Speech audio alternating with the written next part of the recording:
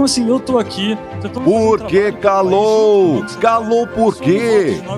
Presidente do Banco Central não responde se tem fundo de super ricos. Acho que eu vim aqui para debater os temas do Brasil, para falar sobre política de juros. E depois de meses de críticas por conta dos juros, Lula recebe Campos Neto no Planalto. A conta chegou. Polícia Federal prende golpista que sentou na cadeira de Alexandre de Moraes no 8 de janeiro. A cadeira do Xandão. E as pessoas morriam aos milhares. Pode isso? Flávio Bolsonaro compara golpistas presos a vítimas do Holocausto e gera protestos. Você voltar para sua casa. E o destino foi o presídio. A volta dos que não foram. O fim melancólico da CPI do MST. Joga abaixo! Se não tem nada a dever. O ICL Notícias, segunda edição, está no ar. Respondesse a questão do deputado Lindbergh.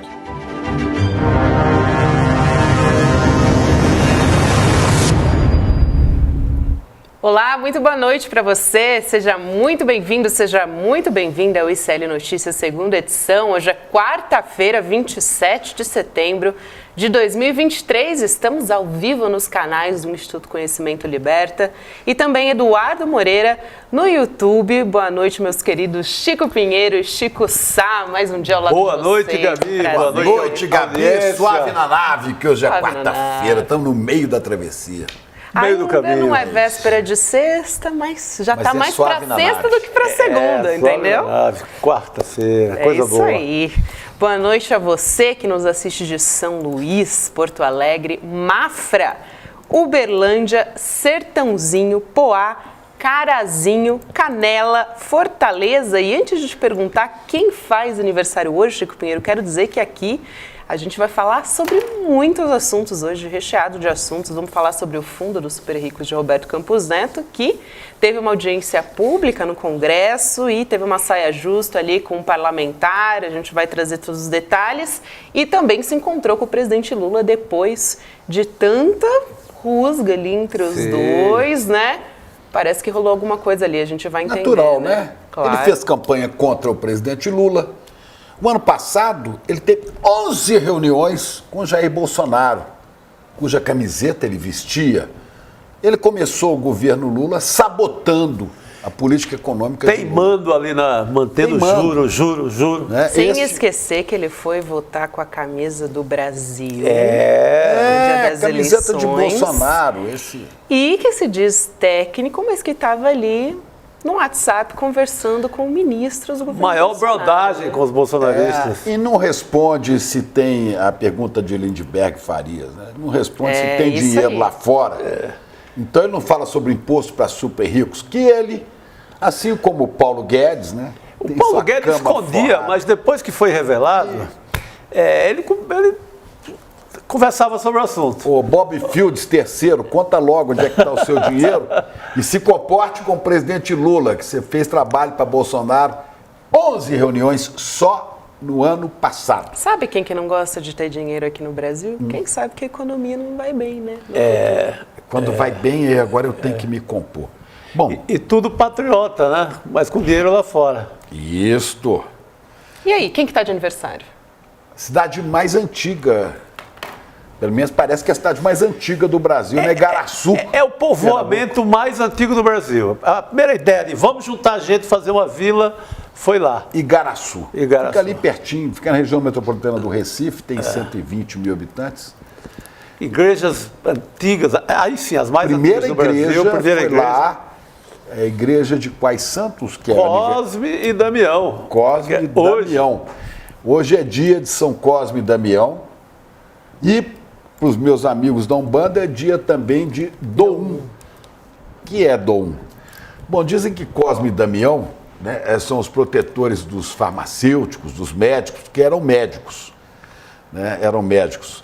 Nasceram ali por volta do ano 260 depois de Cristo e foram decapitados por sua fé ao cristianismo. Tiveram o pescoço cortado.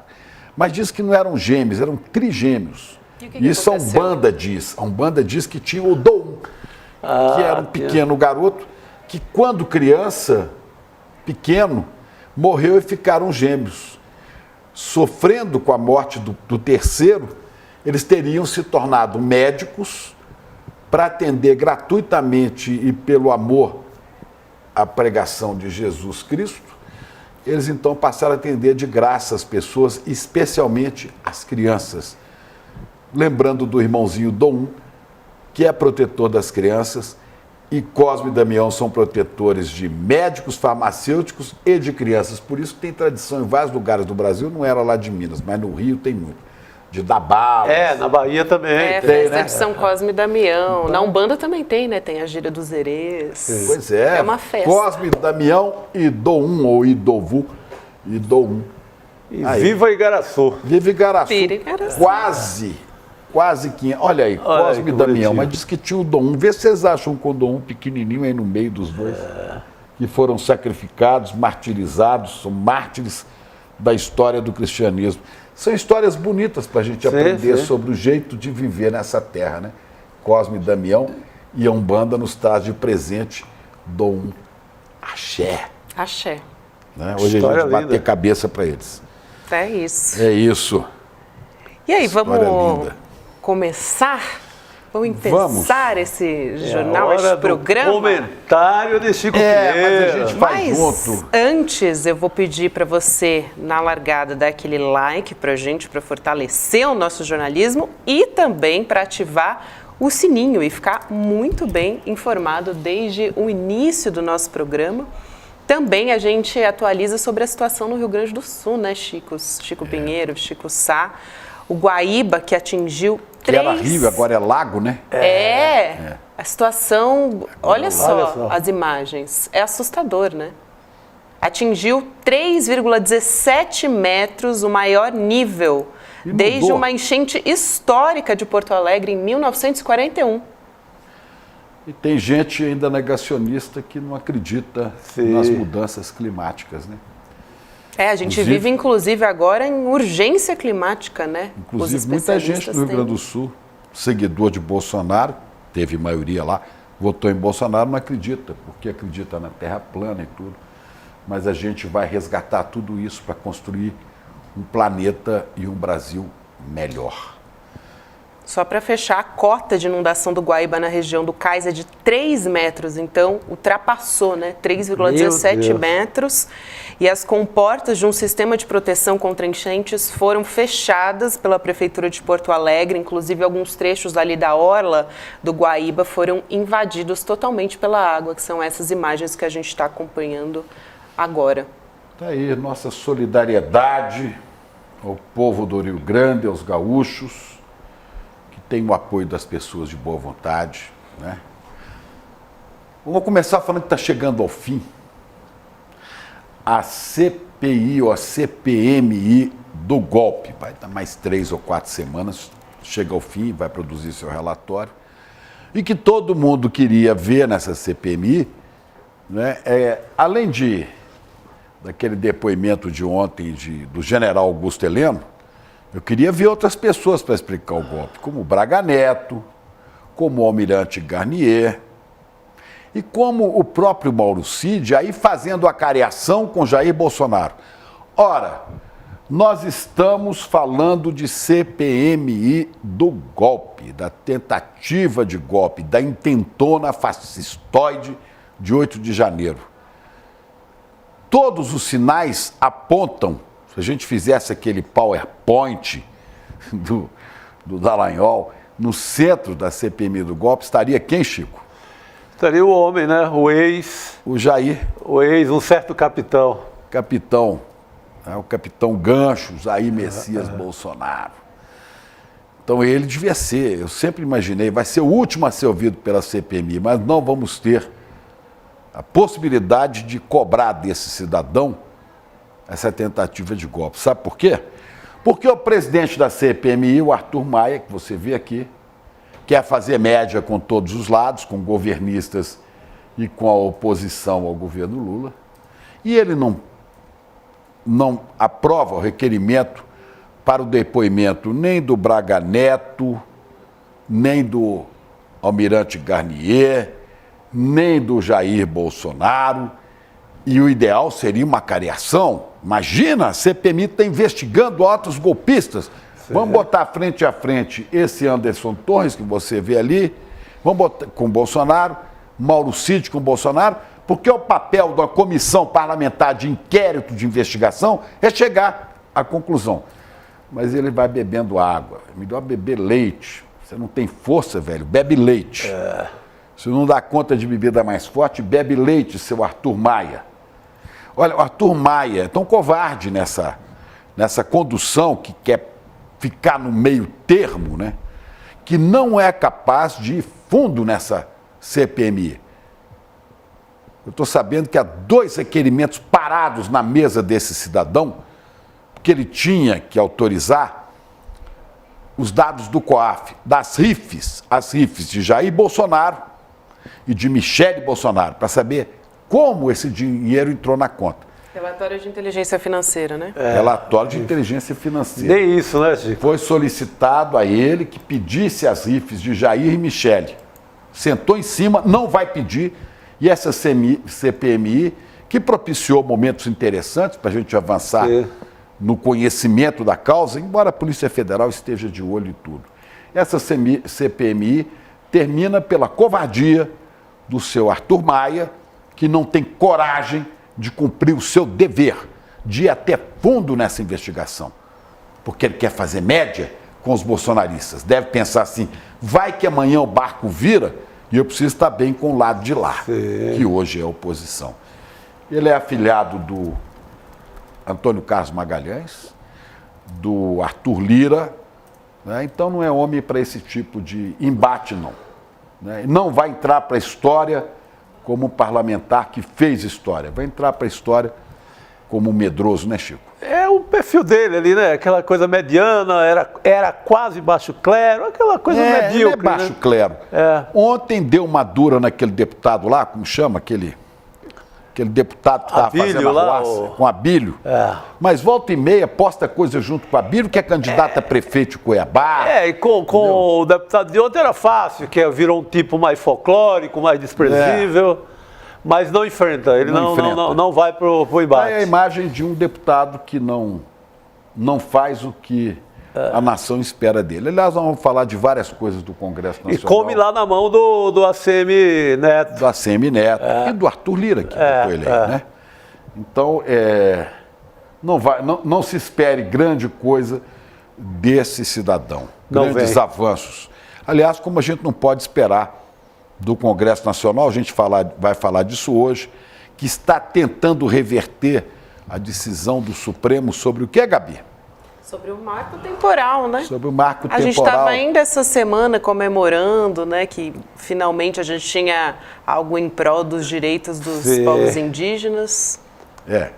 Então o Congresso está tentando voltar atrás nisso, como está tentando melar, acabar com o casamento civil, né, dos homoafetivos, está tentando acabar com isso também, porque é um Congresso reacionário conservador. E aí a gente vê a importância do voto em deputados e senadores.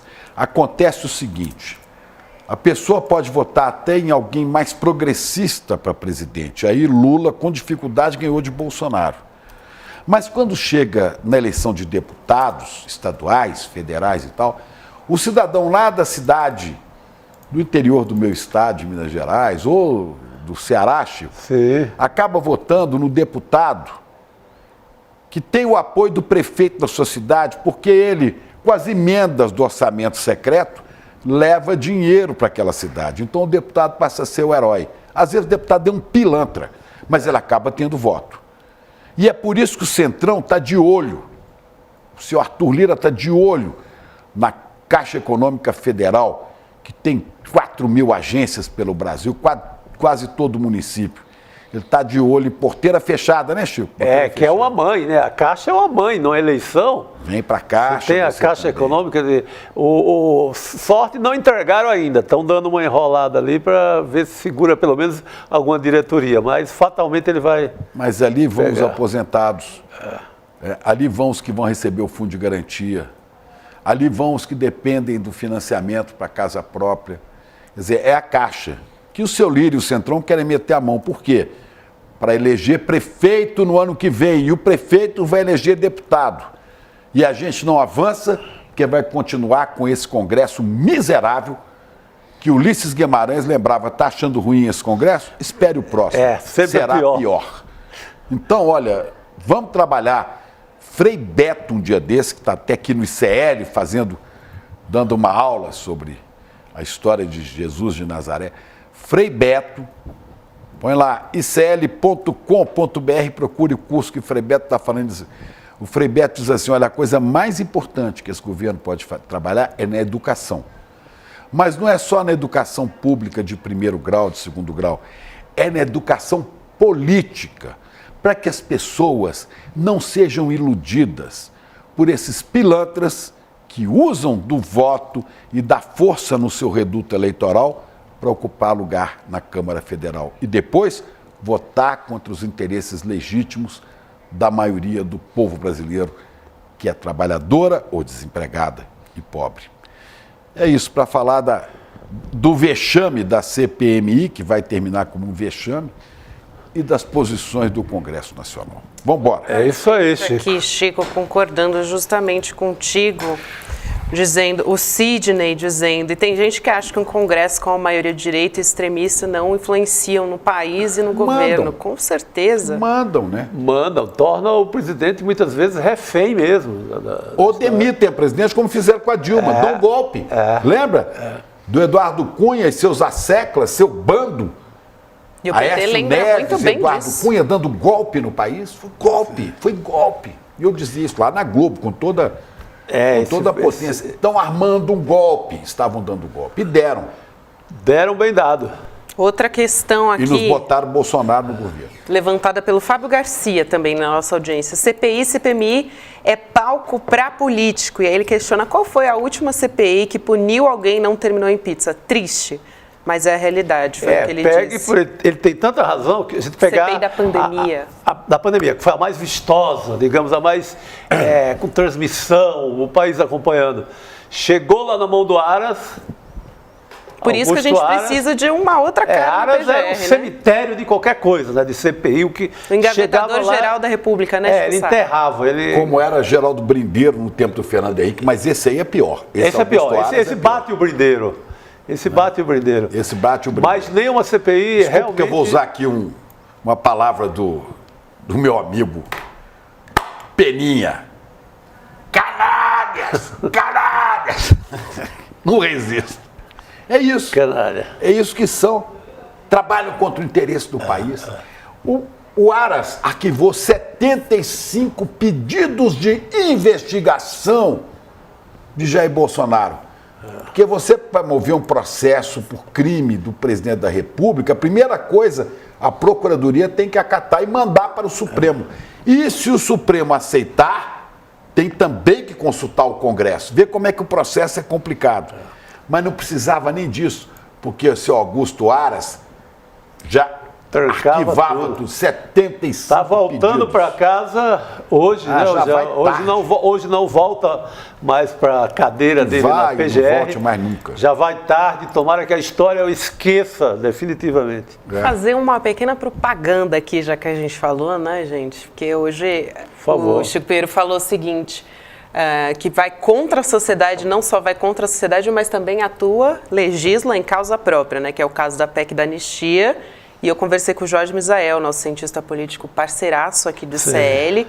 E essa entrevista vai ao ar na sexta-feira, 10h30 da manhã, e nas plataformas de áudio, né? O Misael conhece tudo de funcionamento dos poderes em Brasília. Que bacana.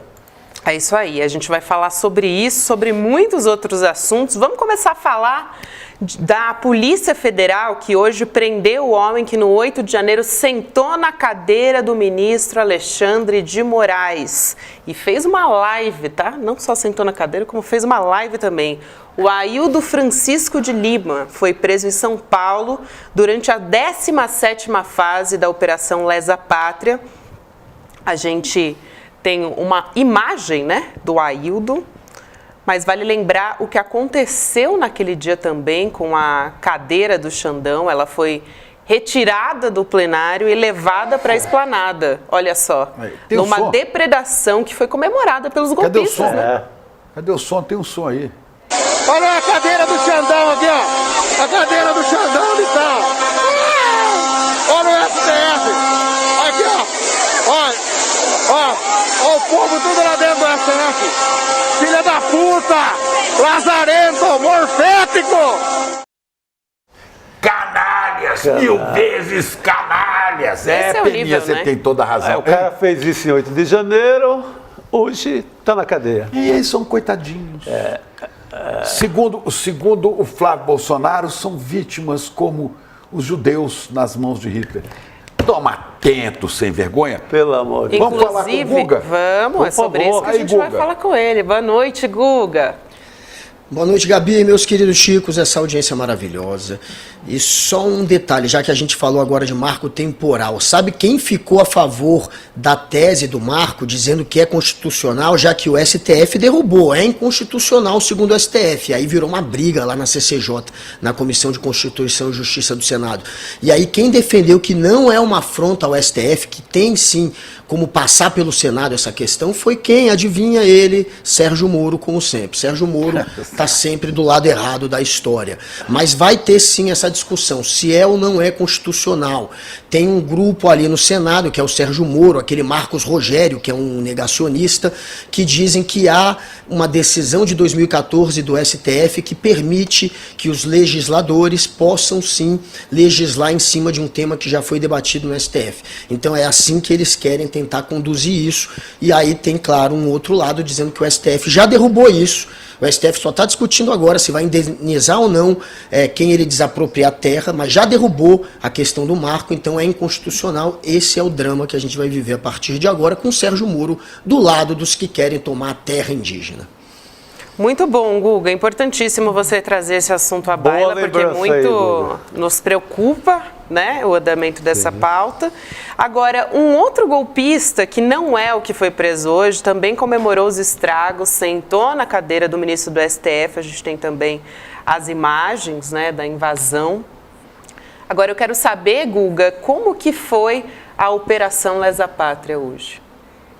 Pois é, né? Mais uma operação lesa pátria, infinita pelo jeito. Só vai acabar quando de fato pegar todos aqueles que participaram do golpe. Na operação que teve no início deste mês, que foi a 16ª fase, eles foram atrás daqueles que patrocinaram os ônibus que trouxeram os golpistas.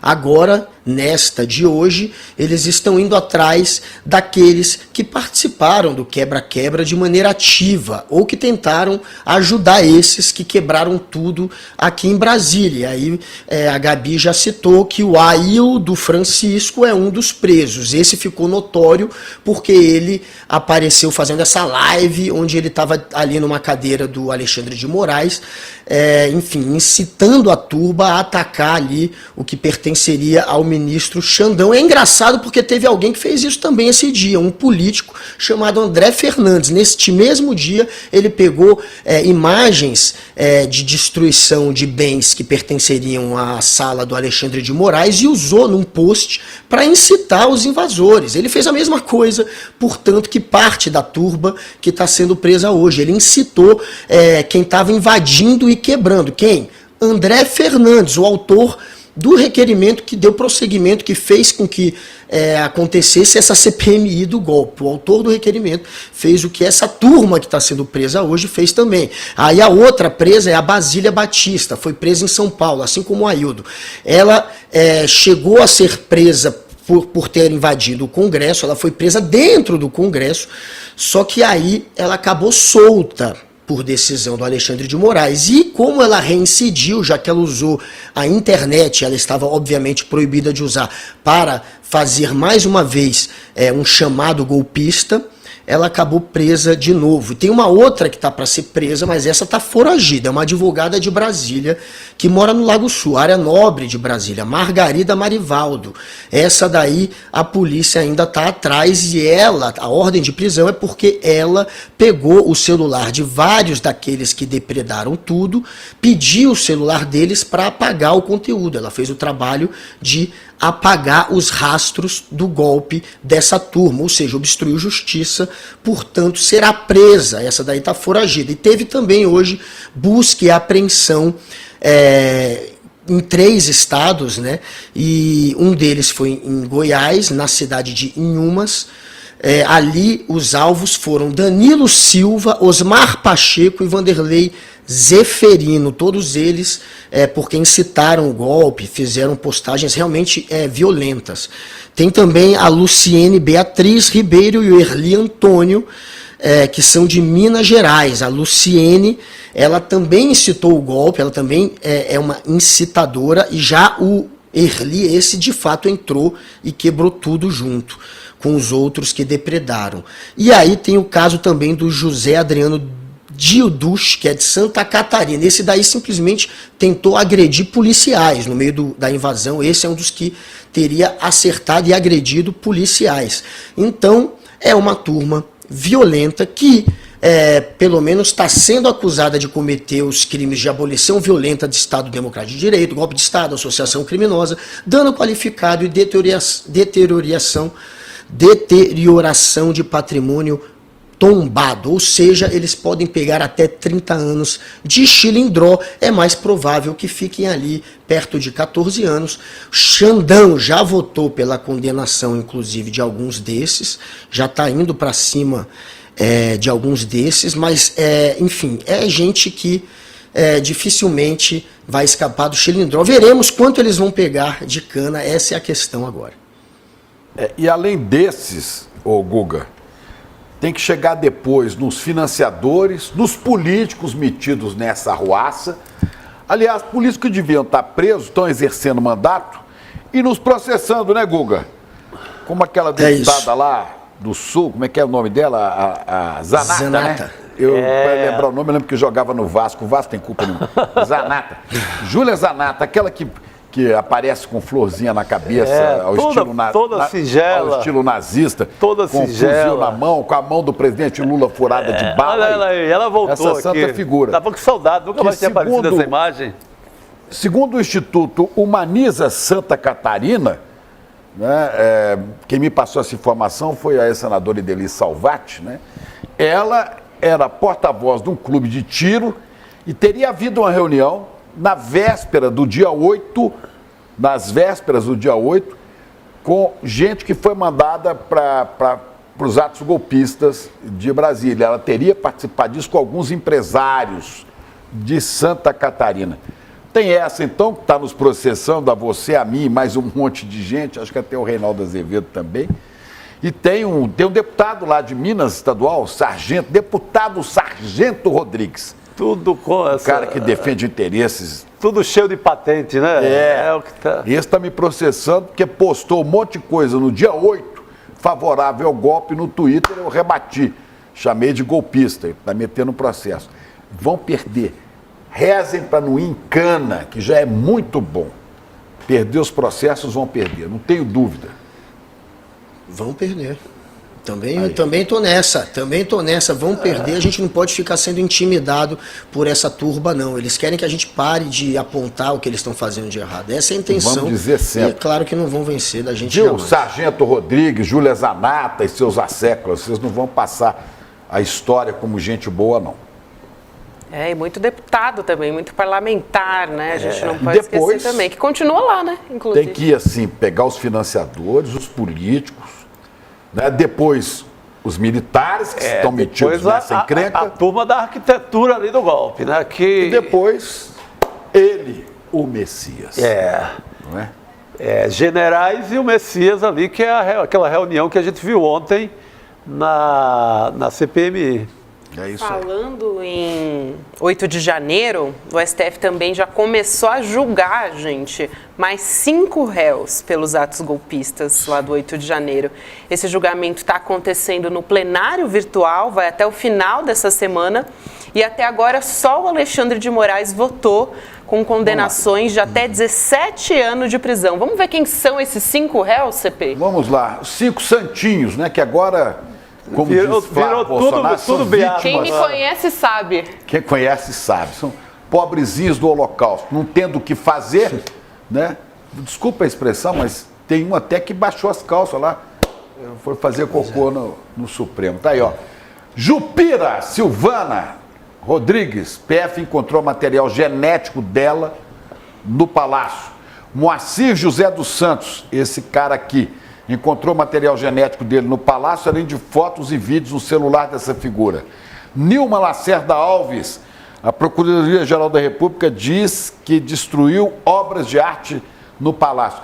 Lembra daquele imbecil, aquele energúmeno que saiu furando a faca uma obra de Di Cavalcanti? Sim. Pois é, são os caras, são os patriotas, patriotários, patridiotas, sei lá como é que chama isso. Presos no Palácio do Planalto, esses aqui. Agora preso no Senado.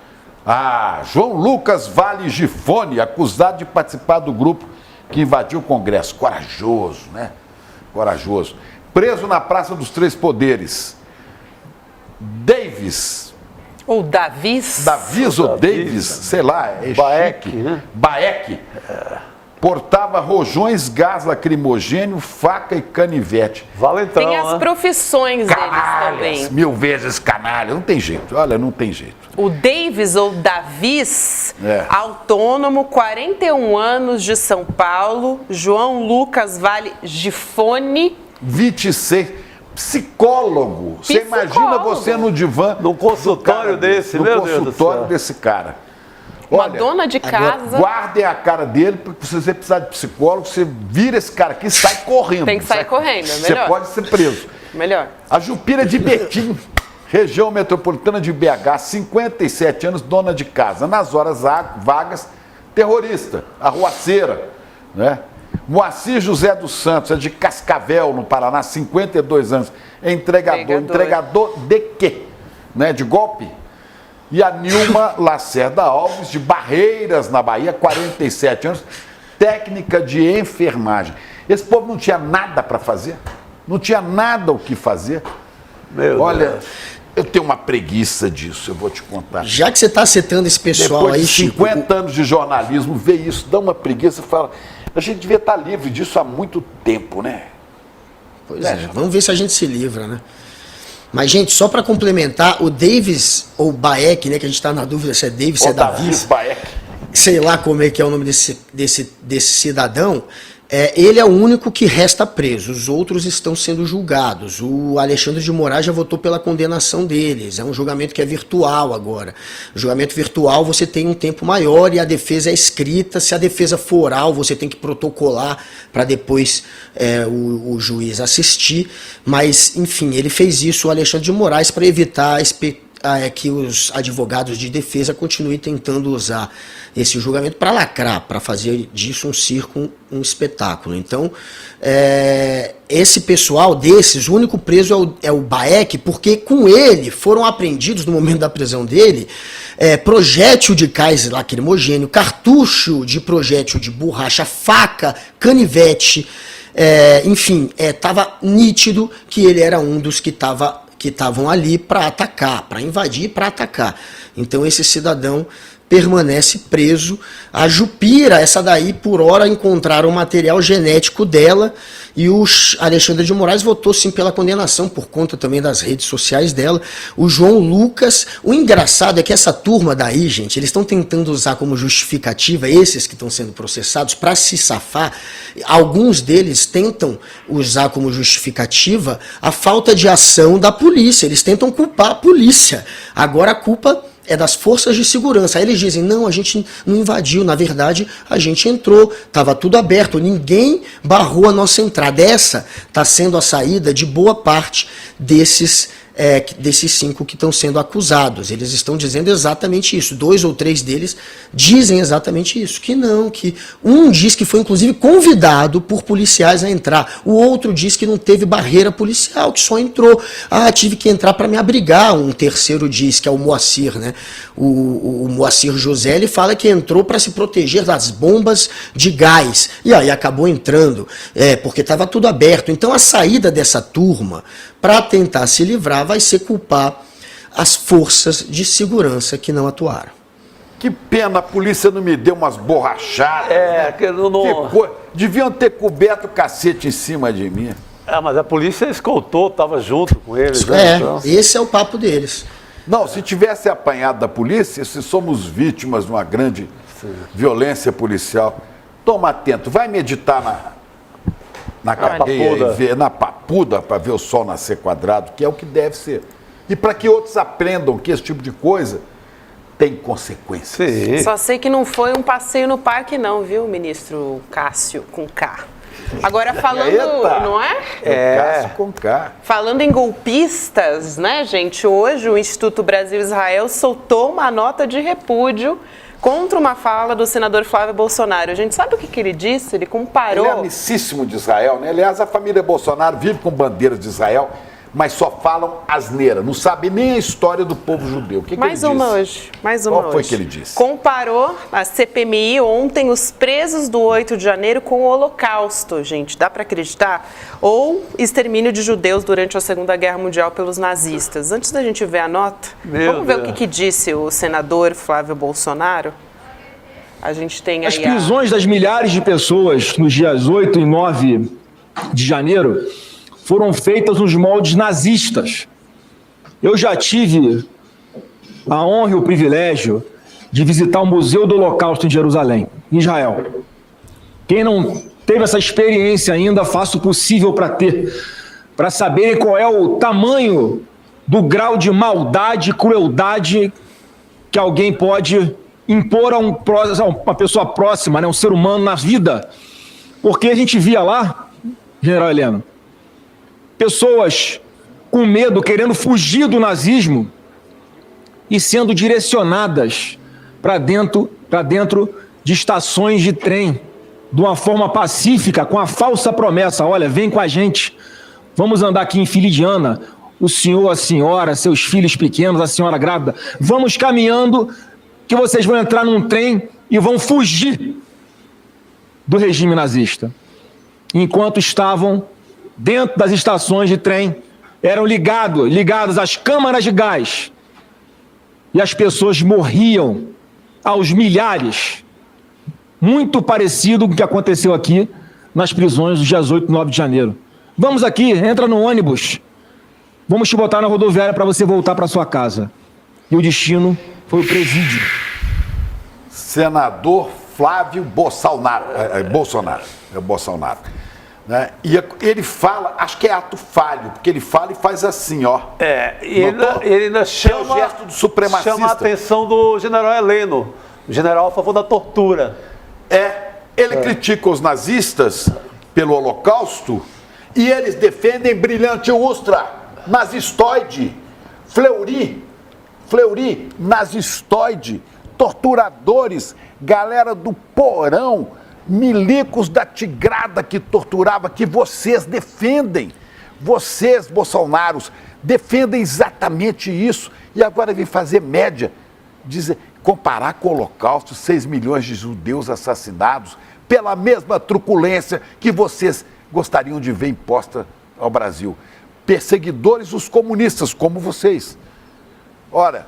A Federação Instituto Brasil-Israel tem que pegar firme nesses enganadores. Eu não sei se é ato falho, mas ele fala usando a mão e o dedo o tempo inteiro, com o mesmo gesto supremacista que ele usa quando bebe leite com o pai, com os irmãos. Olha aqui, cadê a nota? Vamos botar a nota aí.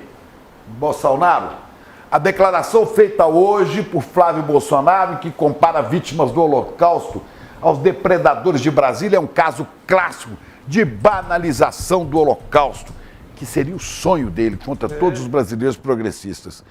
Ao contrário dos detidos e presos por crimes em Brasília, as vítimas dos nazistas não cometeram crime algum e foram exterminadas em razão de sua identidade religiosa, nacional, sexual ou política. Por fim, Flávio Bolsonaro afirma ter visitado o Museu do Holocausto em Jerusalém, o que legitimaria a fazer tais comentários mais uma distorção negacionista que fere a memória das vítimas. Toma, né? Toma. A nota disse tudo, né? Pelo amor de Deus. Mas sabe o que me choca? É que tem muita gente, muito judeu, que votou nisso, que apoiou isso, né? E muita gente que pega a bandeirinha de Israel, põe junto com a do Brasil, e aqui é Bolsonaro. Uma confusão religiosa monstruosa. Sabe, Né? Isso é resultado da ignorância, da falta de educação política, educação histórica. Bom, eu estou meio afetado com essas burrices todas. Vamos, Guga? O Guga tá sem som. Tá sem som, Guga? Agora Opa, sim. agora Voltou? Voltou. Não, olha, eu sou judeu. Meu lado escatrute, que é da minha mãe, é judia. Eu sou judeu, fiz bar mitzvah. E, inclusive, nunca entendi um judeu que votasse em alguém que era um fascistoide. Alguém que representa tudo que... representa aqueles que perseguiram os judeus. Agora, o que ele faz, o que o Flávio Bolsonaro está fazendo, é, claro, banalizar o nazismo e vitimizar os culpados. Ele está tentando... Ele tá pesando a mão para os dois lados, tanto o da vitimizar alguém que não pode ser considerado vítima, que são os culpados, quanto banalizando algo que foi tremendamente, gigantescamente maior e mais perverso, incomparável com algo como a prisão desse pessoal, desses golpistas, desses vândalos. É uma comparação que fere a memória da história e que ataca, claro, o povo judeu, porque eu me senti completamente ofendido quando eu vi isso. Eu achei não só de uma ignorância, mas uma maneira de se proteger, porque no fim das contas, esse pessoal está tentando banalizar aquilo que eles são chamados. Eles tentam banalizar o racismo, pegando uma frase de uma assessora da ministra para tentar dizer que existe racismo reverso, que o branco sofre racismo. Por quê? Porque no fim das contas eles são chamados de racistas. Eles tentam banalizar o nazismo, dizendo que o que se passou aqui com polícia, com a justiça, levando pessoas para uma prisão regular, de maneira regular, regulamentada. Tudo isso que aconteceu, segundo ele, pode se equiparar ao nazismo. Então ele tenta banalizar o nazismo, porque também, assim como o racismo, eles também são chamados de fascistas e de nazistas. Por quê? Porque a base do bolsonarismo, o início do bolsonarismo, é sim atrelado aos neonazistas do Brasil. É só você buscar aí na sua casa, aí no YouTube você acha. Tem um movimento pró-Bolsonaro que começa ali em 2011, 2012 e que foi puxado sim pelos neonazistas. Inclusive você acha a matéria da TV Gazeta no YouTube mostrando manifestação no MASP, manifestação neonazista a favor do Bolsonaro. Tem também aquele achado de uma propaganda que o Bolsonaro fez em sites neonazistas. Ele colocou quais teriam sido até então, o que ele teria feito até então como deputado. Ele gastou um dinheiro fazendo anúncio em página neonazista. Depois ele disse que não sabia que a propaganda dele tinha parado numa página neonazista. Foi um acidente. Olha que coincidência. Mas o fato é esse, é que os neonazistas são bolsonaristas. Todo neonazista do Brasil, todo fascista, todo extremista vota no Bolsonaro. E esse foi o início do bolsonarismo. E aí a gente vê esse pessoal banalizando aquilo que no fim das contas eles são chamados. Bom, só para lembrar, no dia 26 de julho de 2021, Jair Bolsonaro, fora da agenda, recebeu com toda a honra e pompa Beatrix von Storch, líder do Partido Alternativa da Alemanha. Lembro dessa foto. Do nazismo. Tem uma foto dele aqui abraçado com ela. Lembro dessa foto. Avô foi ministro de Hitler por 12 anos. Avô da Beatrix, que Bolsonaro recebeu. É isso, Flavinho. O seu pai recebeu neta de quem cuidava de campo de concentração. Foi ministro de Hitler. Então para de falar asneira. É isso aí. Sem contar o secretário da Cultura de Bolsonaro imitando fala nazista também, né? Roberto Alvim copiando trechos. Engana quem? do Engana discurso. aos patriotários, a nós não engana não. Incontáveis casos, né? Incontáveis. Guga, muito obrigada por hoje, meu querido. Bom descanso para você. Até amanhã. Boa noite para esse trio maravilhoso e para essa audiência linda. Salve! Boa noite, Guga. Valeu. Ô Chico, e você vai dar o seu pitaco também sobre o marco temporal, né? Que a gente comentou aqui brevemente com o Guga e tudo mais, né? É mais do que um marco temporal, há um movimento na Câmara e no Senado para peitar ali o Supremo, esperneando contra as últimas decisões do Supremo. No Senado é mais explícito, né? Que é mais fácil de compreender, que eles colocaram... O CCJ do Senado aprovou hoje, né? A comissão aprovou, já podem votar hoje à noite o marco temporal, que é assim como passar um recado para o Supremo. Vocês acham que mandam no Brasil? Quem manda somos nós, é essa casa e vamos votar isso. Derrubou no Supremo? Ah, não, então a gente vai exatamente, numa clara manifestação de enfrentamento ao Supremo. Eu pergunto, esses caras estão desde 88, quantas vezes eles quiseram votar esse marco temporal? Nunca. Deixaram ali dormindo nas gavetas, não fizeram nada. Agora, em represália ao Supremo, eles querem dar essa resposta. Eu só digo assim, para você, cidadão preocupado com o tema, ele é preocupante no longo prazo. Se de repente o Senado vai enfrentar esse tema e vai para a batalha total. Mas no momento, digamos que hoje à noite o Pacheco lá, que vai para um lado, vai para o outro, o Pacheco ordena a votação e que vote a favor do marco temporal. Vai para o veto ou não do Lula. Lula pode simplesmente vetar e dizer adeus aos caras, ou pode começar... O Lula pode vetar e o projeto voltar para avaliar o veto dele no Congresso. E ele perder. E ele perder. Aí vai para o Supremo. Aí, digamos, os caras vencem, aí vai para o Supremo, atravessa a rua, alguém leva lá para o Supremo e ele pode dizer, nossa decisão é essa, 9-2. É inconstitucional. A Constituição não reconhece isso. Pá, e pronto. Aí com a saída aí vamos para a guerra total. O Congresso resolve enfrentar o Supremo. Teria que aprovar uma PEC, que depende só na Câmara de 308, 310 votos favoráveis. Então, não é só assim, a gente dorme não hoje preocupado, tem uma preocupação a longo prazo.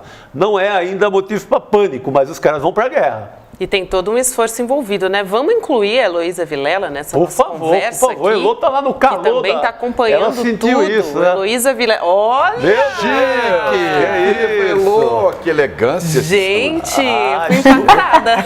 Escritório, estúdio novo. Sua risada é sensacional. Bem-vindos ao estúdio novamente. Olha, sua risada é melhor do que a da Ana Maria Braga muitas vezes. Pode dar outra risada dessa que é boa. Que maravilha. Gente, deixa eu aproveitar um gancho de uma coisa que o Chico acabou de falar, né? Que se houver esse processo todo e voltar para a votação de uma PEC, precisar de 300 e poucos votos, hoje tem 400 deputados participando dessa mobilização, trancando a pauta, né? O que aconteceu? Eles decidiram que nada será votado na Câmara nem no Senado, enquanto o Senado não desengavetasse essa lei do marco temporal e colocasse em votação. Vocês se lembram, né?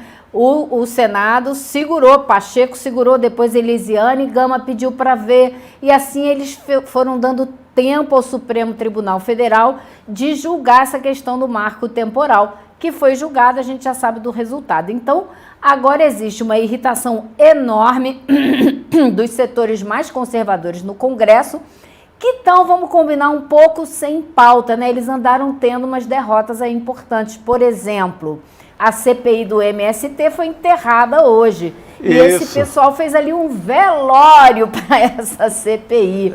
E eles estão também levando muita pedrada na CPMI.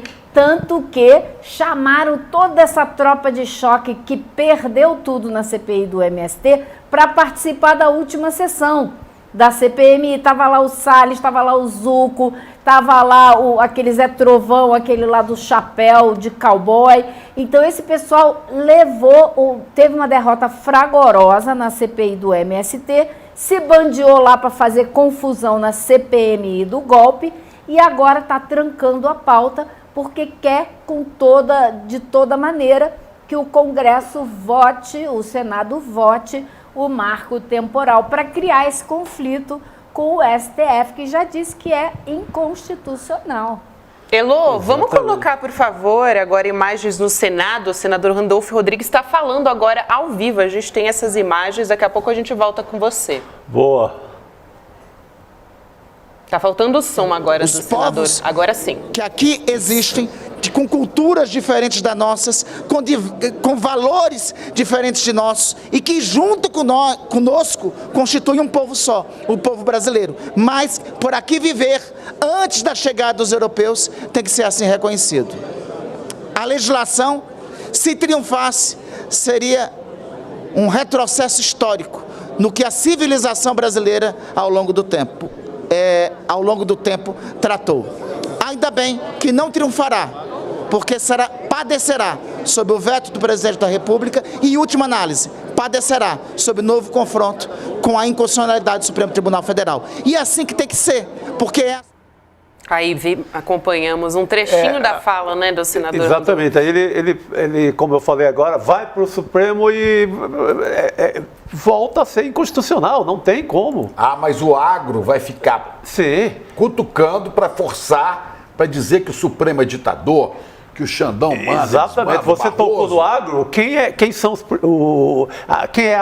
lidera esse movimento hoje são as frentes ligadas ao agronegócio. Elas que socorreram aquelas pessoas que sofriam no sul do país, né? Levaram alimento para as pessoas. Eu sei como é que o agro funciona. Não, e não vamos esquecer que essa crise agora, né? Ela vem aí, ela é a herança do bolsonarismo. Foi o movimento do Bolsonaro de comprar briga com o STF que está desembocando nisso que a gente está vendo, que começou essa confusão de disputa entre os poderes, entre o legislativo e o judiciário, que ele queria fechar antes de ser eleito, ele já queria fechar com, como é que era, com um capitão e um soldado, fechar o STF, né? Então essa briga vem de longe, é uma intenção clara do bolsonarismo de descredibilizar, desautorizar o STF.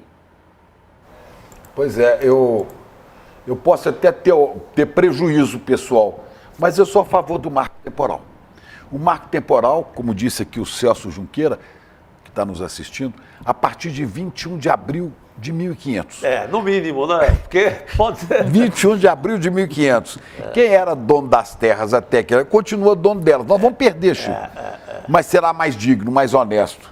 Ora, é uma vergonha. Agora eu queria saber o que vocês acham dessa queda de braço. Quem vai sair ganhando essa queda de braço entre o judiciário e o legislativo? É o Congresso que vai ganhar ou é o STF? Olha, o primeiro que cria uma confusão gigantesca para o governo, né? Começa a trancar a pauta. E quando começa a trancar a pauta, eu lembro de um senhor chamado Eduardo Cunha.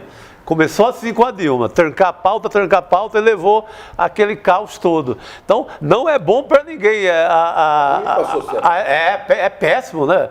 Você segura a votação. É semana inteira, né, Elô? Não tivemos votação na Câmara por conta disso, né? Já nessa obstrução declarada a qualquer pauta. Aliás, eu queria trazer aqui um contexto, né, sobre o marco temporal. A gente teve a conclusão, né, do julgamento e a fixação de um entendimento sobre uma indenização prévia a proprietários de terrenos locais ocupados tradicionalmente por povos indígenas por 9-2. O Supremo já tinha decidido na última quinta-feira que a tese era inconstitucional. A gente só teve os dois ministros indicados por Bolsonaro justamente votando a favor do marco temporal. E nessa quarta-feira, dia 27, os ministros definiram que se não houver ocupação tradicional indígena ou renitente esbulho, que é a usurpação da posse, na data da promulgação da Constituição lá de 88, existe um particular direito à justa e prévia indenização das benfeitorias necessárias e úteis pela União, é o que diz aqui a decisão Estava lendo aqui uma notícia da Folha de São Paulo, do repórter José Marques, que está acompanhando também esse julgamento e toda essa discussão. Ou seja, o STF decidiu hoje que se houver uma, como eles chamam, né, de uma ocupação de boa-fé, que tem que haver indenização. Agora, importantíssimo, não depende da indenização ou do estabelecimento da indenização para remarcar a terra indígena. Ela pode ser remarcada e a indenização ser resolvida depois, que era uma grande preocupação dos indígenas, né? Isso pode acontecer, não vai. Então é uma discussão que virá depois. Inclusive tem a discussão entre a federação e os estados, se os estados deram essa terra de forma equivocada ou ilegal para quem está lá ocupando agora, e se vai ter que ressarcir a União, para a União ressarcir a pessoa que está lá, enfim. O fato é que a remarcação vai acontecer se tudo continuar do jeito que o STF decidiu, e depois a indenização pode ser discutida. Agora, só para contextualizar também como é que está a situação agora. Atenção, acabou a votação, hein? Acabou agora, exatamente. Estava discursando o senador Alessandro Vieira, do MDB de Sergipe, e aí foi o último discurso e agora temos voto a voto. Ele estava explicando o conflito com o Supremo Tribunal Federal, de acordo com o Rogério Jordão, nosso roteirista, que também está acompanhando agora essa história no Senado Federal. E agora vai ser anunciado o resultado. Vamos ao vivo? Vamos ao vivo? Brasília. Pela liderança do PT. Também mantém o destaque, senhor presidente. Mantido o destaque pela senadora Augusta Brito. Votação do parágrafo 4º do artigo 16 do projeto, destacado pelo senador Eduardo Braga, líder do MDB. Conceda a palavra ao autor do requerimento para a sustentação do seu destaque. Obrigado, senhor presidente. O parágrafo 4º do artigo 16 permite... Retome. A gente perdeu o áudio aqui, né, para concluir a votação. Daqui a pouquinho vai ter a conclusão, né, da votação. Eles estão fazendo ali todas as demarcações finais, né, do discursos e como cada senador votou. A gente teve agora há pouco também a fala do senador Randolph. Um destaque agora, né? Sim. 5 senadores se posicionam contra e, né, depois 5 a favor. E depois a gente teve a votação e aí no momento a gente teve a fala do Alessandro Vieira e agora a gente está nos destaques. Então daqui a pouquinho a gente vai ter o anúncio do resultado, provavelmente com a fala do senador Rodrigo Pacheco, em breve. O que é interessante é assim, está mantido essa guerra com o STF, né? É uma reação, é um esperneio do latifúndio nacional. Você pegue os líderes dessa história toda. Não tem ninguém com um quintalzinho de terra. Todo mundo se sente um pouco dono do Brasil. Então, essa gente se sentiu afrontada pela decisão do Supremo e está tentando uma resposta política. Está tentando fazer essa guerra de hoje para mostrar quem manda no país, né? Para mostrar que é dono da terra, que é dono de tudo. Aquela classe dominante, né, do atraso. A Casa Grande, o latifúndio. Eu acho que até mais do que isso é o conflito essencial, chave estrutural da nossa sociedade que nunca foi resolvido. Sim. Os donos das capitanias hereditárias, os donos das Seis-Marias, os donos da terra e que não querem dividir o país com mais ninguém, querem continuar sendo os donos da terra, né? Então a gente tem aí eu acho que é um conflito estrutural da sociedade brasileira que tem que ser resolvido com reforma agrária. Você não pode permitir que esse marco temporal passe e tem que fazer a reforma agrária. Exatamente, Elô, e tem terras ainda em litígio para serem decididas, tem terras para serem demarcadas. No mínimo eles querem segurar essas questões. Mesmo que eles não consigam passar o marco temporal, voltar atrás na decisão do Supremo, eles conseguem segurar novas demarcações indígenas. A questão lá desde 1500, Chico, da terra no Brasil. Agora você veja, quem é dono da terra? Esses direitistas, pseudo-capitalistas, que nem isso são, né? Não conseguem seguir o exemplo nem dos Estados Unidos. Estados Unidos tem 90 milhões de proprietários de terras que são assentados da reforma agrária. Sabe quando fizeram a reforma agrária lá? Na metade do século XIX, 1860, 1850. 1850, os Estados Unidos fizeram a reforma agrária e o país desenvolveu. Aqui a gente está parado no tempo da escravidão. Temos, o Senado aprovou, então, o projeto que estabelece o marco temporal para a demarcação de terras indígenas. A gente ainda não tem o placar, o texto vai seguir para a sanção às 43 a 21, veja aqui agora. Já temos, então, já temos. Acabou de ser atualizado. Exatamente, 43 votos a 21, texto base do projeto que estabelece o marco temporal para a demarcação. E você pega aí, você tem porque a bancada governista é muito maior do que esse 21, então não dá nem para dividir por aí. É uma afronta mesmo do Senado. Aí você consegue juntar bancada governista e de oposição. Eles gostam não é só. Estou checando aqui, Chico. Reforma agrária nos Estados Unidos, do Homestead Act, 1862. Eles gostam tanto de Flórida, Orlando, New York, Califórnia, mas não são capazes de seguir nem os seus gurus americanos ou estadunidenses para fazer uma reforma agrária. E agora, essa crise institucional vai parar no colo do presidente Lula? Vai, porque agora ele vai receber esse projeto de lei, ele tem que aceitar ou rejeitar, e aí ele vai atender, vai seguir que linha? A linha já apresentada e argumentada pelo Supremo, ou a votação do Congresso, né? Eu acho que não deveria haver a menor dúvida. Acho que ele, obviamente, deveria acatar a argumentação, não só porque se alinha com a ideia, mas porque já foi definido pelo Supremo que essa lei é inconstitucional, não haveria, me parece, motivo para ele acatar essa lei aprovada pelo Senado hoje, agora então aprovada pelo Congresso, porque ela já passou pela Câmara. E agora, claro que ele também vai ter um problema enorme, né, ao negar ao Congresso essa aprovação. Então, mas eu acho que ele tem muitos argumentos nos quais se basear, porque afinal de contas o Supremo já disse que a lei não obedece, não segue a Constituição brasileira. Vai ser uma briga feia, viu? E na prática, o que é essa aprovação? É importante a gente dizer, né? Se os povos indígenas, essas comunidades, não comprovarem que estavam nessa terra antes de 88, da Constituição de 88, elas podem ser expulsas desse lugar. E como é que elas vão comprovar se muitos desses povos indígenas, dessas comunidades, estavam e têm a cultura baseada na oralidade? Não precisavam ter um documento comprovando, porque é muito anterior à Constituição.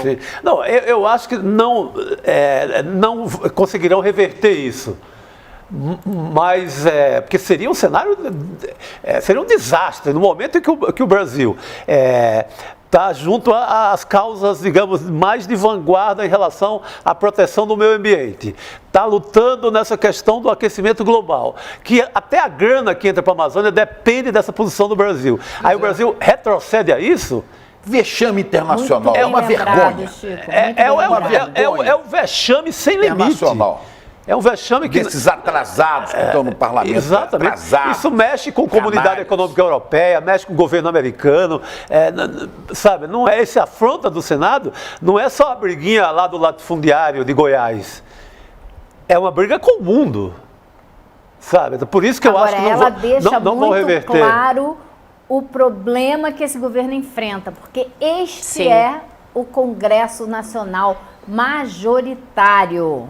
Esses grupos, a lista de grupos e partidos que participaram hoje da coletiva falando da necessidade de trancar a pauta até que isso seja votado é extensa. Como eu disse, eles têm ali pelo menos uns 400 votos na Câmara, né? Então conseguiu reunir uma massa ali de deputados para lá de expressiva. Então essa é uma briga muito séria e mostra a dificuldade que esse governo tem de governar com esse Congresso. Elô, também quero aproveitar a sua presença aqui para a gente falar sobre Roberto Campos Neto com Lula, né? Reunido com Lula até o momento, pelo menos a gente tem a informação de que começou agora há pouco a reunião entre o presidente do Banco Central, Roberto Campos Neto, e o presidente Luiz Inácio Lula da Silva, também incluindo o ministro Fernando Haddad. Esse é o primeiro encontro público de Lula com Roberto Campos Neto desde que Lula assumiu a presidência. E a gente tem, claro, como a gente falou no começo do programa, críticas de Lula há bastante tempo a respeito de Campos Neto por conta dos juros altíssimos. Campos Neto virou uma espécie aí de malvado favorito do governo. Sabotador-geral da República. Exato. Total. E aí, os juros já... procurando aqui o número de vezes que ele se reuniu com o Bolsonaro em apenas um ano. Pois foram inúmeras. 11 vezes o ano passado. 11 vezes. Já se vão 7 meses e é a primeira vez que ele está se reunindo com o presidente Lula. Só isso já diz muita coisa, né?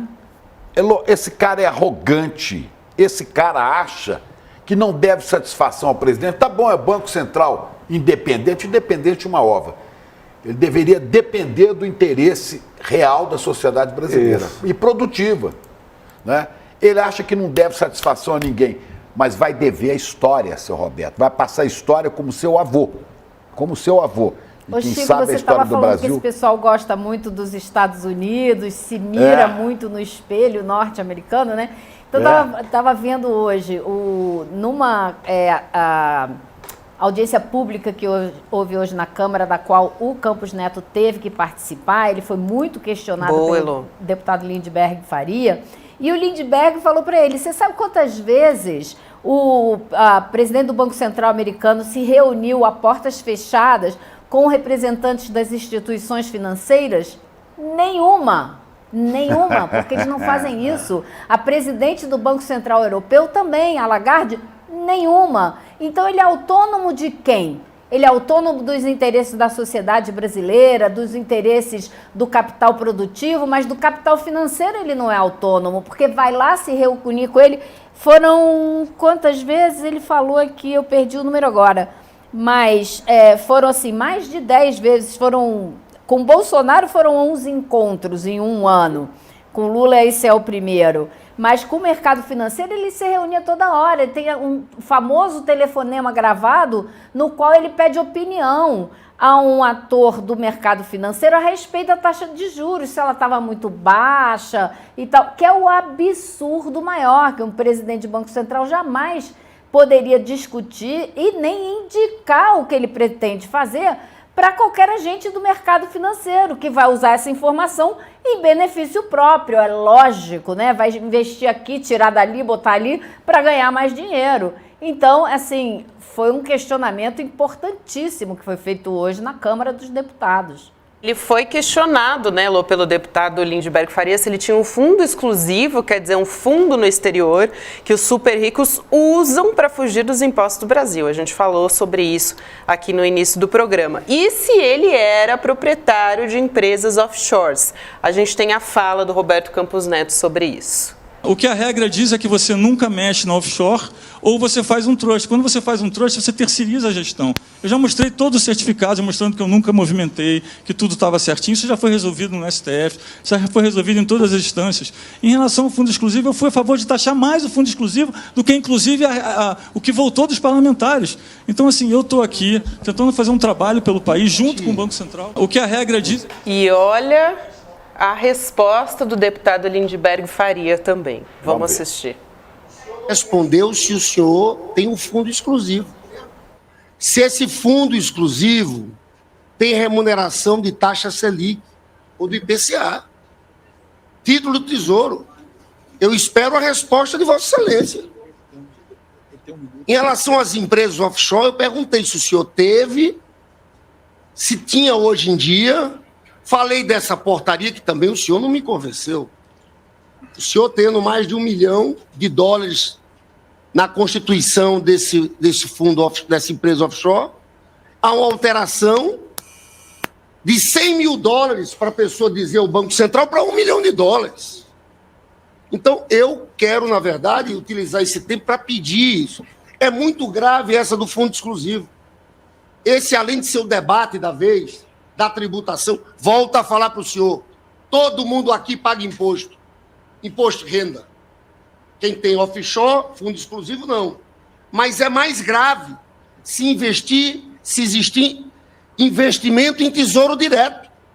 Se a remuneração for taxa Selic ou IPCA. Então, é essa pergunta. Se não tem nada a dever, seria muito interessante que o presidente Roberto Campos Neto respondesse a questão do deputado Lindbergh. Com a palavra, presidente. Bom, vamos lá. Acho que eu vim aqui para debater os temas do Brasil, para falar sobre política de juros, para falar sobre as coisas boas que o Banco Central está fazendo para a população. Eu tenho offshore há 15, 20 anos, eu tenho 3 irmãos que são americanos, que moram lá. E eu não sabia se em algum momento eu ia morar lá ou ia morar aqui. Mas o senhor tem ou não tem fundo exclusivo? A pergunta minha continua no ar. O senhor tem ou não tem fundo exclusivo? Ele foi apertado e aí o Campos Neto disse... Sabe essa conversa de não esperto, respondeu. O que ele disse, Chico, foi que ele é favorável à taxação de super ricos e offshores com alíquota de 10%. Interessante, né? Porque ele não paga imposto nenhum, né? Sim. Não, mas eu acho, gente, que foi assim, uma troca muito importante. A primeira é que ele admitiu que tem fundo offshore, porque ele disse que tem irmãos lá fora e que não sabia se ia morar lá fora. Mas não disse... mais nada. Agora, os fundos exclusivos, ele teve 3 oportunidades de responder se tinha e não respondeu. Disse apenas que é a favor da taxação e que defendeu que fosse uma taxa de 10%. Tá bom, você pode defender a taxa que você quiser. Agora, você tem ou não tem esses fundos e está colocando dinheiro lá e evitando pagar o imposto, como disse o Lindbergh. O senhor que está ali servindo água aqui na Câmara, ele paga, ele é terceirizado e ele paga imposto de renda. Então, eu quero saber se o senhor paga em cima desse dinheiro. E ele não respondeu. E ainda deixou sem resposta o fato de ter mudado por uma portaria do Banco Central. Se você tinha 100 mil dólares fora do Brasil, você tinha que informar o Banco Central. Por uma portaria, ele mudou para 1 milhão de dólares. Por quê? Com base em que projeto? Com base em que estudo? Por que as pessoas, só quando chegar a 1 milhão de dólares é que vão ter que informar o Banco Central? E o Lindbergh fez outra pergunta que eu achei muito importante. Eu quero saber se o senhor tem fundo exclusivo e como esse fundo está sendo remunerado. Se é pela Selic. Por quê? Porque ele decide a taxa de juros e dependendo da taxa de juros, o rendimento dele pode ser maior. Ele pode estar legislando em causa própria. Então isso é muito importante e eu acho muito sintomático ele não ter respondido. Muito. Olha, tem um setor, a elite não, elite são as pessoas inteligentes. Eu estou falando da classe dominante. Né? Tem um setor da classe dominante do Brasil, que até no Rio de Janeiro você vê muito, né, nas classes sociais mais altas, né, que olham, eles são espertos, não são espertos, não são espertos. Quem trabalha, seja paulista, mineiro, nordestino, são os otários. Nós somos espertos, somos os otários. Esse cidadão faz parte desses que classificam os brasileiros que trabalham como otários. Eu quero saber o seguinte, para quem que o senhor Roberto Campos Neto trabalha, da hora que acorda à hora que deita? É um capanga do mercado. Essa é a pergunta. A serviço, essa é a pergunta que eu queria fazer. Para quem que o senhor trabalha? Quem é que te motiva a trabalhar todo dia? É o desenvolvimento deste país? É o trabalhador desse país? Ou o senhor trabalha para o mercado financeiro, hein? É a pergunta que eu queria ouvir a resposta. Não vamos ter. Também não precisa perguntar, eu acho, Chico, que essa foi a pergunta que ficou muito clara nessa oitiva, né? Ou nessa conversa, nessa audiência pública. Porque com todas as letras, botando os pingos nos is, foi o que Lindbergh perguntou. O senhor está sendo autônomo, autonomia do Banco Central para quem? Autônomo do quê? Né? Isso está servindo a população brasileira, a sociedade brasileira, ou os interesses do mercado financeiro que não se alinham com os interesses da sociedade brasileira? Não, é a pergunta que Roberto Campos não respondeu. Assim, isso é a grande história de hoje. E seguimos com o mistério. Mistério porque a gente sabe o que vai dar, né? Ficou evidente, né? Ficou evidente. Não, o Lindenberg foi muito feliz, foi ao ponto ali, foi em cima. Mas isso é pergunta pública, pergunta... Não esperemos resposta desses energúmenos. Não vão dar resposta nunca. Mas nós vamos cobrar. É isso. Sempre. Elô, Nosso papel. adorei falar com você hoje diretamente do novo estúdio. Do nosso estúdio, né? Nosso Sim, agora a gente vai falar sobre a Braskem com você também, né? A gente estava aqui falando sobre a CPI, também entramos Roberto Campos Neto e a gente vai falar também, trazer, na verdade, o penúltimo episódio da série especial do Série Notícias sobre um dos maiores desastres ambientais em áreas urbanas do mundo, reportagem especial de Luísa Vilela, que aconteceu em Maceió, Alagoas. Isso que foi cometido pela empresa Braskem de mineração e petroquímica, foram mais de 50 mil pessoas desalojadas. Essa série de reportagens especiais... Diga, Elô, perdão. Não, eu só queria te dizer que está rolando muita coisa a respeito da Braskem e eu acho que a gente tem provocado também, pressionado. Aqui no Congresso está acontecendo. Ontem, o senador Renan Calheiros entrou novamente com um pedido na Comissão de Valores Imobiliários para investigar qual é realmente o passivo ambiental da Braskem, ou seja, quanto que ela já pagou e ainda vai ter que pagar por causa dos danos que ela provocou em Maceió. E a CVM acolheu essa investigação, porque eles dizem que ela está dizendo que deve um tanto e deve 3 vezes mais e não está dizendo quanto deve para o preço da ação não cair. Então, a CVM acolheu essa investigação. E a gente está esperando, claro, você já sabe, para qualquer momento, começar a CPI da Braskem no Senado. É isso, vamos assistir, gente, a reportagem especial de Luísa Vilela.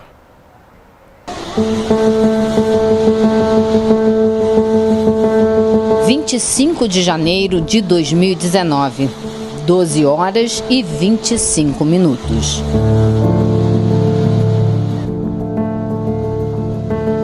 O Brasil e o mundo pararam para ver o momento exato em que a barragem da mineradora Vale se rompeu em Brumadinho. 272 pessoas morreram. Os corpos de 3 delas nunca foram encontrados. A gente viu na televisão a barragem se romper e engolir pessoas, engolir carros, engolir plantações, engolir casas. A onda de lama que arrastou tudo já era conhecida dos brasileiros. 4 anos antes, a enxurrada marrom, cheia de detritos químicos, já tinha sido vista em outra tragédia, a de Mariana, também em Minas Gerais. A grande responsável, de novo, foi a Vale, dona da mineradora Samarco. Você ligava nos canais de televisão e você conseguia vê-la e divulgada na internet, Instagram. O que a gente via sistematicamente, o caso sendo coberto.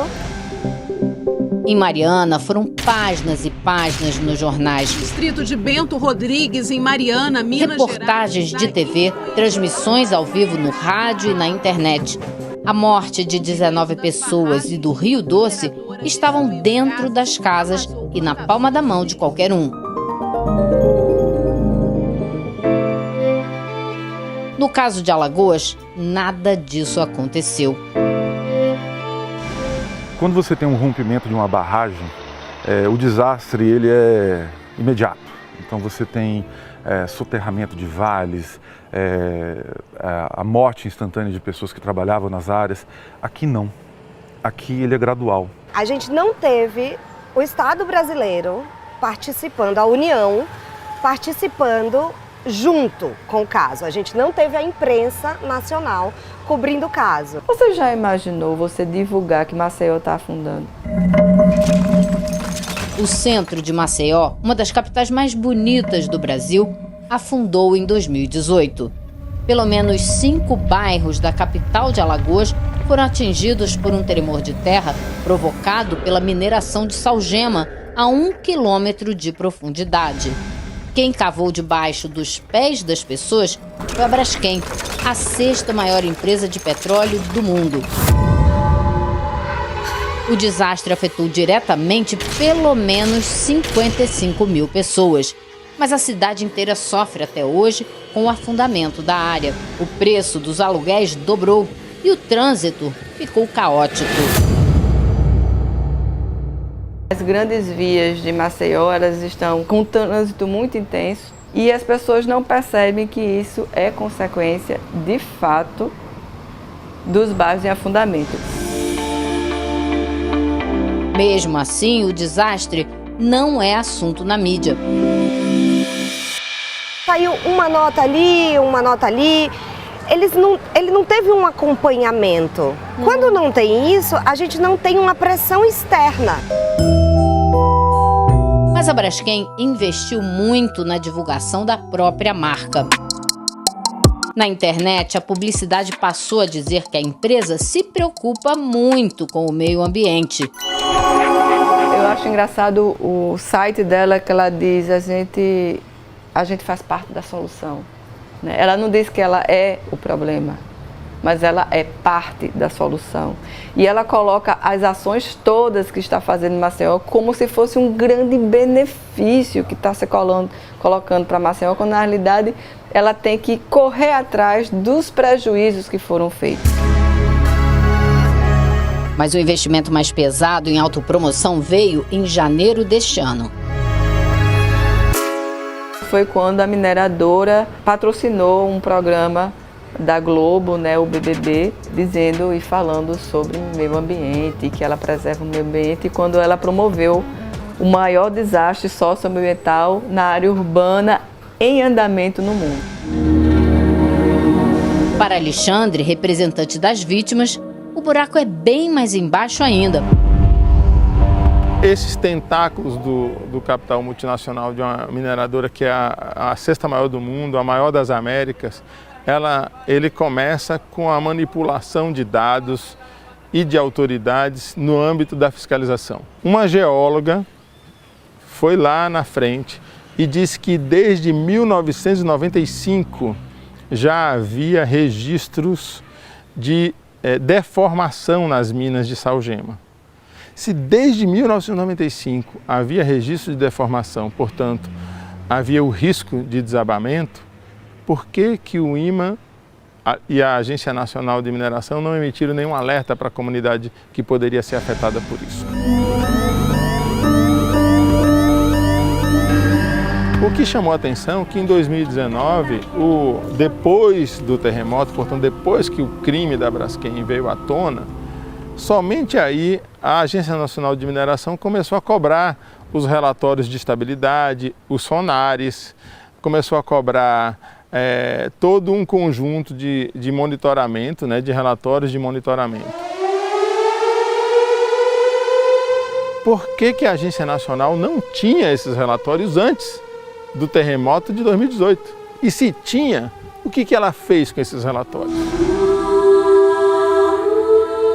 A Evelyn é coordenadora do Observatório Caso Braskem e chamou a atenção do mundo para o problema. A gente já tinha conversado com alguns políticos, falando, vamos abrir uma CPI da Braskem? E eu fui entendendo que no Brasil a gente já não ia conseguir muitas coisas. Comecei a estudar como é que eu vou conseguir fazer incidência internacional. E aprendi como fazer incidência na ONU.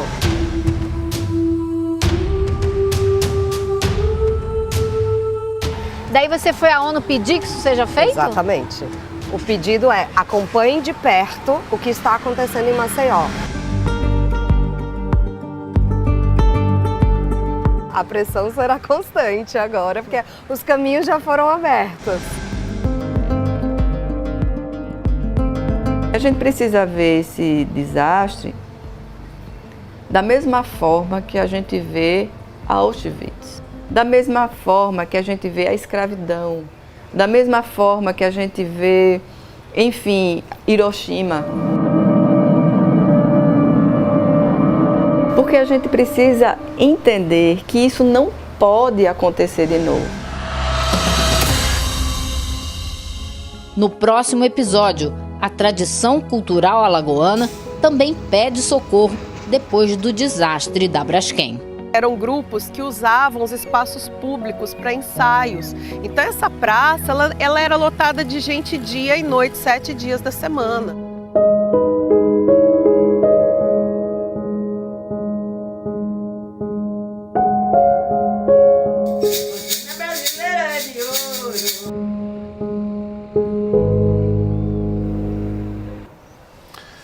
Vamos ler a nota da Braskem, Chico? Vamos ver, imagina isso aí, hein? Posicionamento. Imagine ser na Zona Sul do Rio de Janeiro, no Leblon, ou aqui em São Paulo, ou na Riviera de São Lourenço, lugar dos índios. Ou nos Jardins aqui em Olha São aí. Paulo.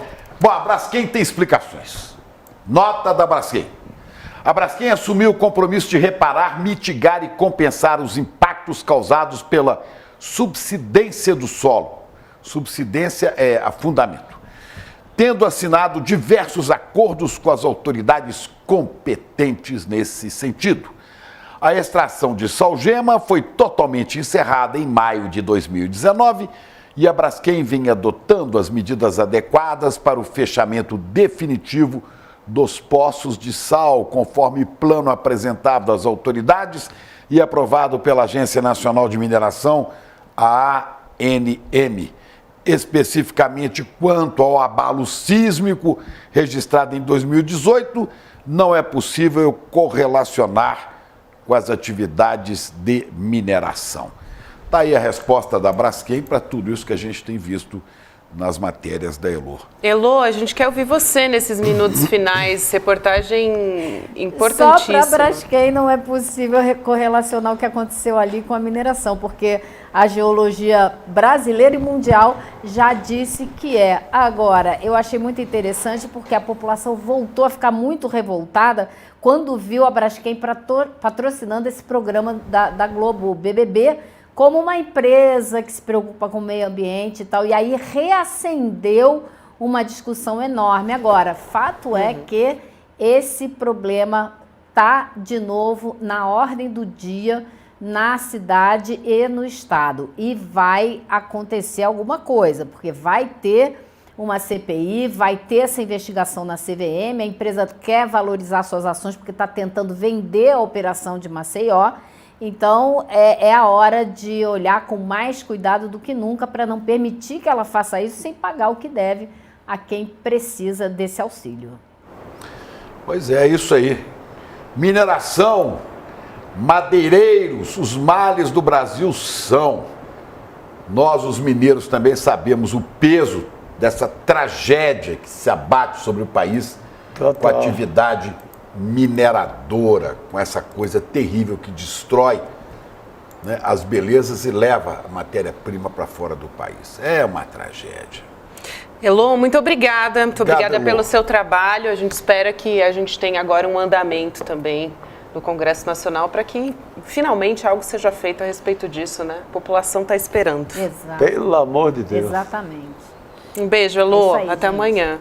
Boa noite. Até amanhã. Boa noite, querida. Boa noite. Chegamos ao fim, né? Chegamos ao fim. Obrigado, Elô. Boa noite, ó. Tem um barulho aqui. Tem um barulho, uma venta. Acho que tá caindo o mundo aqui de chuva. E um vento gelado, que parece que estão mandando o cearense lá de volta pro crato. A nossa audiência não ouve, mas a gente aqui do estúdio está ouvindo, né? Depois de tantos dias de calor forte, parece que a chuva chegou. Quem tá fazendo tremência aqui? Ah, é. Bom, vamos trazer os recados finais, né? Amanhã a gente tem palestra da Monja Coin, gente. Chegou o dia. Eduardo Moreira e Monja Coin falam sobre a ansiedade e o estresse. Então, amanhã, dia 28 de setembro, às 8 horas da noite, ainda dá tempo de você se inscrever e acompanhar a palestra. icl.com.br/N2 e você acompanha essa belíssima conversa aí, um privilégio, né, ouvir a Monja Coin a respeito de vamos acalmar ansiedade. geral. Vamos acalmar geral, isso aí, Chico Sá. E agora você fica com Sinapse CL, nossos queridos Robertinha Garcia e César Calejão entrevistam Renato Janine Ribeiro, presidente da SBPC, ex-ministro da Educação. Bora na filosofia. Sabe tudo. Falar de educação é importante demais, né, minha gente? É isso. Vamos ouvir o ex-ministro. É isso, meus queridos. Até amanhã. Amanhã é véspera de sexta. Opa, amanhã já muda. Amanhã já roda, gira. Já muda o sorriso. Amanhã muda o sorriso. É isso, coisa boa. Até amanhã. Turma, é amanhã o encontro com a Monja Coin, a aula que vai ser aberta e gratuita, como vencer o estresse e a ansiedade. Monja Coin é essa liderança espiritual tão sábia e tão amorosa que está nos dando essa oportunidade de aprender coisas que eu acho que todo mundo precisa hoje em dia. Quem não, né? Quem não passa por problemas com estresse e ansiedade. Então, se você já está inscrito ou inscrita, fica atento, porque amanhã vai chegar o link para você poder assistir a aula. E se você não está, clica no link aqui em cima ou aqui embaixo. Se inscreve agora rapidinho e vamos participar amanhã às 8 horas da noite desse encontro incrível.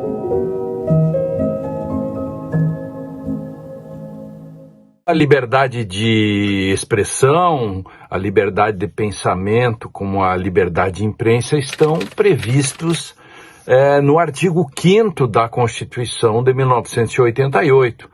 No inciso 4º da Constituição se diz que o pensamento é livre e vedado ao anonimato, e também está no inciso 9, que trata da livre manifestação da imprensa, né, da expressão da atividade intelectual, e que, fundamentalmente, não há censura prévia. Isso é de fundamental importância. O nosso papel de comentaristas, de juristas e de jornalistas exatamente fazer essa vigilância para que aquilo que está na Constituição de fato seja cumprido.